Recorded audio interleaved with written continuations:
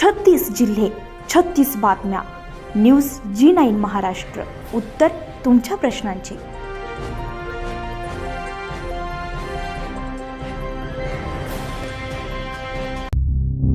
गंगापूर तालुक्यातील वाहेगाव येथील सेंट मेरी हायस्कूल तसेच महाविद्यालय परिसरामध्ये रोड रोमिओंचा हैदोस वाढलाय. पालकांमध्ये आता भीतीचं वातावरण तयार झालंय.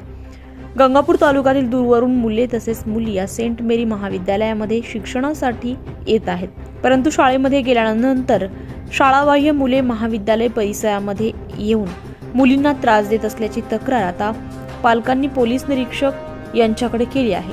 मुलींची छेड काढणे तसेच नेवरगाव वाहेगाव रोडवर शाळा परिसरामध्ये उभे राहून असभ्य वर्तन करणे या सर्व बाबींमुळे मुलींची कुचंबना होत असल्यामुळे पालक वर्गातून आता संतप्त भावना तयार होत आहे. पालकांच्या म्हणण्यानुसार या संदर्भात शिक्षकांना वेळोवेळी सांगून देखील कुठलाही बदल होत नाही. तसेच हे मुलं पालकांनाच अरेरावीची भाषा वापरतात असं पालकांनी आपल्या निवेदनात म्हटलंय.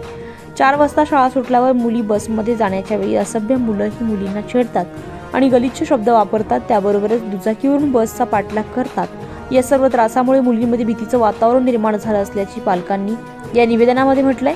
तसेच दामिनी पथकानं गस्त घालण्याची मागणी देखील या निवेदनातून करण्यात आली आहे. काही वर्षांपूर्वी शाळेच्या परिसरामध्ये सकाळच्या वेळेत दामिनी पथक येत होते, परंतु आता ते येत नसल्यामुळे शाळेतील मुलींचा त्रास वाढलाय.